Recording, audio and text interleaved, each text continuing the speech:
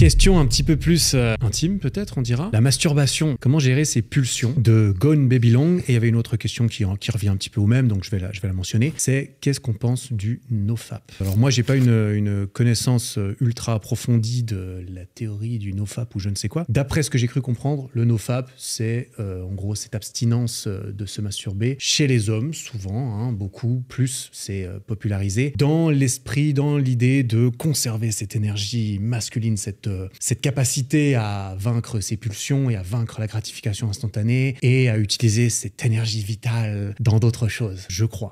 En tout cas, c'est là-dedans que, d'après ma vision, certains hommes principalement se plaisent à pratiquer cette pratique. Je sais pas, c'est une pratique, c'est un style de vie, je sais pas exactement. Est-ce que toi, t'as une...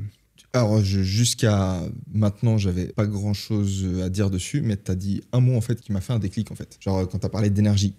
Et en fait, je pense qu'on a tous les mecs qui ont vécu une rupture, ils se sont rendus compte que tu te sens triste quand tu te sépares d'une meuf et que cette tristesse, c'est une énergie qui peut être très forte. C'est une énergie qui peut te faire ne pas dormir pendant des nuits. Tu vois, moi, suite à des ruptures, j'ai passé des nuits de 3-4 heures, si tu veux, où j'étais incapable de dormir la nuit. En fait, je me réveillais et je pouvais pas me rendormir. Et du coup, je commençais juste ma journée. Et à partir de là, t'as certains mecs qui vont peut-être utiliser cette énergie pour penser à la meuf avec laquelle ils viennent de rompre, ou alors lui envoyer des messages, ou alors télécharger une app de rencontre et envoyer des messages à des centaines et des centaines de meufs. Ou alors t'as d'autres mecs qui vont utiliser cette tristesse qui au final du coup est une énergie pour aller à la salle de sport 3 fois par jour. Genre t'arrives pas à dormir, tu travailles à 4h du mat, tu vas à la salle à 4h du mat, ensuite tu fais une deuxième fois à la salle à 1h de l'après-midi, une troisième fois à la salle à 18h et après 3 mois t'es devenu un animal. Et en fait, là, ce que je me disais avec tout ça, c'est que cette tristesse, du coup, c'est une énergie. L'énergie, tu peux pas l'énergie, ça se perd pas, mais ça se transforme. Tu vois, tu peux prendre de l'énergie thermique, tu peux la transformer en énergie électrique, en énergie mécanique, ainsi de suite. Et du coup, peut-être que de la même manière que la tristesse, c'est une énergie que tu peux apprendre dans le cadre d'une rupture à canaliser pour en faire quelque chose de bien, peut-être que l'énergie sexuelle qui te pousse à faire beaucoup de choses, tu vois, genre quand t'as envie de baiser, quand t'as vraiment envie de baiser. Genre, de base, tu t'es pas branlé pendant 2 jours, je sais rien, mec, t'es dans un contexte où t'as des femmes qui sont attirantes près de toi, que ce soit j'en sais rien, plage, bar, boîte, soirée, n'importe quoi, internet. Tu sens le désir, tu sens l'énergie qui se dirige dans ta zone, genre au niveau de ton bassin, tu vois. Tu le sens de la même manière que quand t'es triste, tu peux sentir l'énergie qui est au niveau de, peut-être de ta gorge ou de ton cœur, tu vois. Quand t'as mal au cœur, t'as littéralement mal au cœur, tu la sens ta douleur ici. Quand t'es énervé, tu vois, tu peux la sentir dans la mâchoire, tu peux sentir la crispation ici. Et quand t'as envie de baiser, l'énergie, tu la sens là en bas. Et du coup, c'est en fait une des idées du sex Tao, en réalité, qui est la même chose que le tantra, sauf que c'est moins imagé, quelque part, c'est moins métaphorique. Dans le sex Tao, à l'aide d'exercices de respiration, tu apprends à faire remonter l'énergie au niveau de ta bite, en fait. Tu apprends à la faire remonter au niveau de ton cœur ou de ta tête, histoire d'en faire des trucs...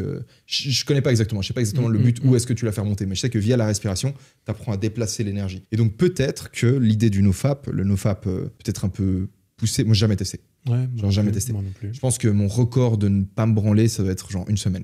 Mais quand je vois des mecs qui disent ça fait 2 mois qu'ils ne se sont pas branlés, je me demande même si c'est possible. Parce que moi j'ai l'impression que... Frère, je suis sûr que c'est possible. Hein. Moi si je me branle pas pendant... Bref. Ouais, s'ils le disent, mais après, facile de dire plein de choses. Moi, personnellement, d'expérience personnelle, après, j'ai pas été vérifier leur bite, tu vois. Mais d'expérience perso, je me branle pas pendant 4 jours. Tous les matins, je me lève, mais avec une gaule de taré, et limite, je commence déjà à me vider, en fait. Tu vois ce que je veux dire? Donc, après, je me vois mal. Comment est-ce que je pourrais tenir plus longtemps? Je suis d'accord avec toi sur le coup où ça m'est arrivé une fois de pousser un peu le truc. Je me souviens. Je crois que c'est quand j'étais en Australie, je venais de partir en échange, je me suis dit ok, on va se calmer un peu, on va essayer on va faire un petit record perso. Mais en fait, mon record perso, je le dis sincèrement, il a dû durer, je me souviens que c'était plus qu'une semaine, mais c'était peut-être 9 ou 10 jours. Ah putain, quand même, mec. 9 ou 10 jours, et qu'est-ce qui s'est passé après 10 jours? Je me réveille au milieu de la nuit, et puis je suis redevenu un homme, pour la première fois à nouveau. J'ai eu un rêve sexuel de ouf, et puis c'est tout quoi. Est-ce que ça compte du coup? Peut-être pas.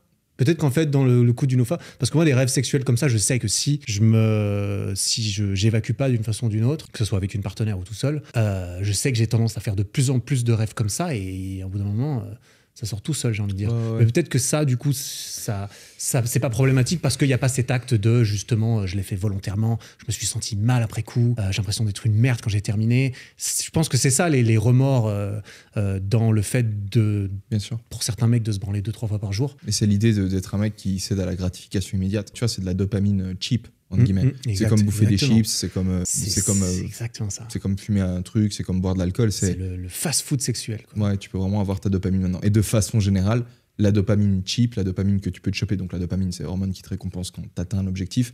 Donc toutes ces sources de dopamine rapide, genre TikTok et ainsi de suite, de façon générale, j'en sais quelque part rien, mais ce qui est dit, et ça peut-être faire sens, c'est que ça t'empêche quelque part de poser des objectifs peut-être un peu plus long terme qui demandent un peu plus d'efforts, si tu veux, pour être accomplis. Ce serait un peu ça l'idée. En gros, si tu te branles pas, bah tu te prouves que t'es pas un mec qui cède à la gratification immédiate. Et si tu cèdes pas à la gratification immédiate de manière générale, bah tu t'entraînes à sacrifier le présent entre guillemets pour un avantage dans le futur. T'es pas en mode à constamment sacrifier du futur plaisir pour l'avoir maintenant, via les drogues, via TikTok, via le porno, ainsi de suite. J'ai pas un avis de ouf sur la question. Je pense pas que... Je pense que c'est personnel. Si vraiment tu as envie d'essayer, que tu as l'impression que c'est bénéfique pour toi, moi, je vois pas de souci. Je vois pas de souci à se branler régulièrement non plus. À partir du moment où t'as pas l'impression que c'est un problème, en fait. Si t'as l'impression que c'est un problème, que tu fais ça et que derrière, t'as plus rien envie de faire de ta vie, t'es à moitié endormi, t'es en mode... t'as mouru un petit peu, puis en plus derrière... encore plus si tu fais ça devant du porno, ça c'est une autre histoire. Hein, et c'est pas la même chose de se branler et puis de regarder du porno. Mais encore plus si tu fais ça devant du porno, puis que tu te retrouves à fermer tes 14 onglets de la honte à la suite quand t'as terminé, tu te sens pas bien généralement à ce moment-là. Et ça peut être une spirale. Après moi, le porno, c'est... Petite note, pour moi, du coup, le porno, c'est ça, pour moi, c'est de la merde. Et c'est très différent de la masturbation. Se branler dans son lit avec son imagination, c'est génial. Si c'est mesuré et que tu te sens pas mal, par contre, se taper du porno 12 fois dans la semaine et que ça te nique ta vision de la réalité, tes relations avec les vraies femmes, ça, c'est une autre histoire. Ça, typiquement, c'est quelque chose sur lequel j'ai pas mal consommé quand j'étais plus jeune, clairement. Mais typiquement, ces 5 dernières années, quand j'ai commencé à être peut-être plus fier de moi-même, clairement, je le fais... J'allais dire tous les ans, tu vois. C'est quand même pas très fréquent, quelques fois par année. Ça dépend si j'ai une meuf ou pas. Quand je suis de passage. Ouais, quand t'es là à Nouvel An, je suis là, vas-y, on se fait péter ma catégorie préférée. Non, ça m'arrive assez rarement. Quand j'ai une meuf, rien à foutre, littéralement. Je sais pas si tu veux rajouter un truc. Le porno, c'est de la merde. Moi, ça m'arrive aussi de temps en temps de regarder du porno, mais j'aime pas le faire et je sais que c'est destructeur psychologiquement parce que, en fait, littéralement, tu t'observes un mec baiser la meuf que tu désires, en fait. Enfin, tout dépend après du porno que tu regardes, mais regarder un mec baiser la meuf que t'as envie de baiser, j'arrive pas à voir comment est-ce que ça peut être bon, genre, pour ta santé mentale, en fait. Je pense que ça développe un peu une espèce de fantasme de cuck, en fait, ou un délire dans le genre. Ouais. Et je sais pas si ça peut être bon. Après, moi, je vais m'arrêter de là. Ouais, tu veux t'arrêter là? C'est que tu partages ce que tu veux partager, bien sûr. J'allais le dire, tu vois, mais ce que je faisais intense, c'est que je pense que c'est un truc que pas mal de gens font dans leur intimité à partir du moment où c'est fait dans le respect de la meuf et que ça se passe pas en mode vous faites tourner des trucs comme ça sur Internet, mais je pense que c'est moins, comment dire, c'est moins dommageant, ça crée moins de dommages de faire tes propres pornos et de regarder ensuite tes propres pornos.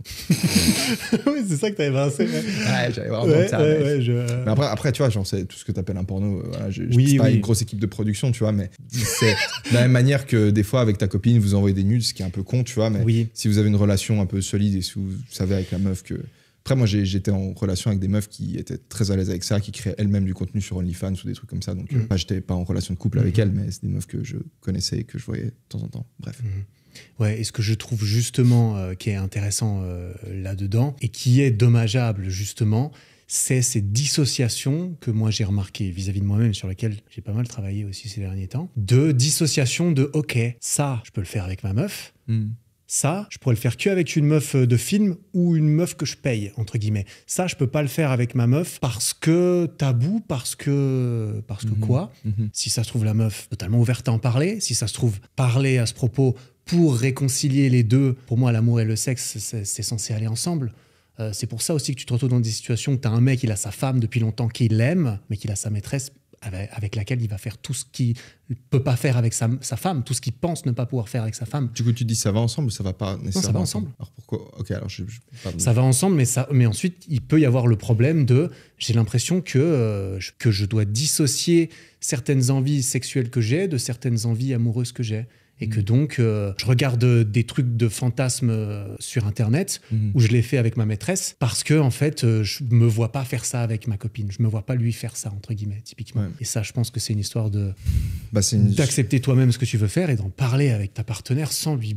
tout dépend des trucs que tu as envie de faire, en fait. Oui. Parce qu'il y a... Alors, ok, peut-être quand c'est juste en one-one, enfin, en mode quand c'est juste à deux, si genre ton fantasme... Si t'es une meuf, disons, ton fantasme... Moi, je parlais surtout de trucs à deux, effectivement, okay. Pour le coup. Parce que du coup, tu peux, pour moi, il y a un stade où tu as une façon très saine, à mon avis, et du coup, c'est un peu le livre dont on parlait, du coup, Intimate Communion. Tu as dit que tu voulais en faire un épisode dessus, donc peut-être on va pas trop en parler. Mais du coup, il y aurait des façons très saines d'intégrer le sexe au sein d'un couple à travers l'amour, du coup, l'acte de s'ouvrir réellement à l'autre. Mais il y a quand même un aspect de la sexualité qui peut être complètement détaché de l'amour, tu vois. Genre, tu peux avoir des fantasmes en tant que mec ou en tant que meuf, d'avoir envie de coucher ou d'avoir des rapports avec plusieurs personnes à la fois, tu vois. Et ça, je vois pas trop comment tu peux l'intégrer dans une relation de couple, tu vois. Pour moi, c'est pas, si j'ai pas l'impression que ce soit jouable. En tout cas, moi, c'est pas la vision que j'aurais de mon couple de ramener d'autres meufs dans le lit avec ma partenaire. Je suis d'accord avec ça. C'est vrai que là, moi, je n'ai pas ce genre de désir actuellement, en tout cas. Donc, c'est vrai que j'ai pas creusé comment est-ce qu'on va gérer ça éventuellement. Bon, alors ça, c'est peut-être une autre histoire. Et ça, pour toi, si je peux me permettre de poser la question, est-ce que ça, tu pars du principe du coup qu'à partir du moment où tu es en couple avec une femme, ben, tu abandonnes ces choses du coup? Ouais, moi je pense que c'est pas grave. Après, à titre personnel, ça n'a jamais été un énorme fantasme. Genre, j'ai déjà eu des opportunités pour faire des plans à 3, même plan à 4 en réalité. J'ai même raconté une histoire. Ouais, t'avais raconté sur YouTube. Plan à 4, mais un peu passé sous le nez. Plan à 3, j'aurais pu en faire large. Genre, j'ai rencontré plein de filles qui étaient bisexuelles et j'en connaissais à plusieurs. Donc, ça aurait pu le faire si j'avais cherché à organiser la chose. Après, je me suis toujours épanoui avec juste une seule partenaire. Donc, j'ai jamais cherché à forcer la chose et au final, c'est jamais passé. J'ai jamais fait de plan à 3. Tu peux avoir un fantasme sexuel, mais le but d'un fantasme, c'est pas nécessairement d'être réalisé. C'est-à-dire que moi, je vivrais très bien avec moi-même si je mourrais sans avoir jamais fait de plan 3. Oui, pour moi, c'est pas un problème en fait. De la même manière que voilà, il y a des choses dans ta vie, t'aimerais bien les faire, tu vois, mais t'es pas obligé de les faire. Et à certains stades, c'est un peu tout mettre sur une balance, tu vois. Est-ce que c'est plus important d'avoir un couple avec une personne, fonder une famille, ainsi de suite, ensuite me retrouver à 80 ans avec plein de petits-enfants, peut-être ma femme qui est encore vivante, ou alors moi, statistiquement, je vais mourir avant elle, mais du coup, d'avoir toute une petite famille avec tout ça, ou c'est plus important de faire un plan 3 et du coup, j'en parle à ma meuf, on rompt, et puis après, je fous en l'air la relation. J'arrive plus à avoir de relation parce que j'ai besoin d'avoir mon plan 3 régulier. Quand je dis j'en parle à ma meuf, je dis à ma meuf que j'ai absolument envie de faire un plan 3. Tu peux peut-être en parler après, voilà, de nouveau, il y a des... Oui, là, je pense qu'il faut... Est-ce qu'on dit tout, est-ce qu'on dit pas tout? Tout dépend du moment, et ainsi de suite. Oui, je suis d'accord. Mais tout ce qui concerne que les relations l'un avec l'autre, à mon sens, on en revient à ce qu'on dit tout le temps. Communiquer, il y a plein de façons de communiquer, que ce soit verbal, que ce soit sensoriel, que ce soit physique. Et c'est bien de rester ouvert là pour pas créer de manque et de choses dont on n'ose pas parler.